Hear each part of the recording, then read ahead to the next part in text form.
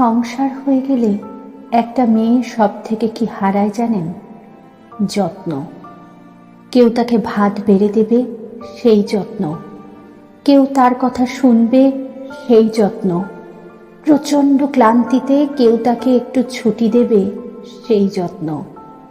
এইসব হারিয়েও মেয়েরা কেমন সংসার আগলে ধরে জীবন পার করে দেয়।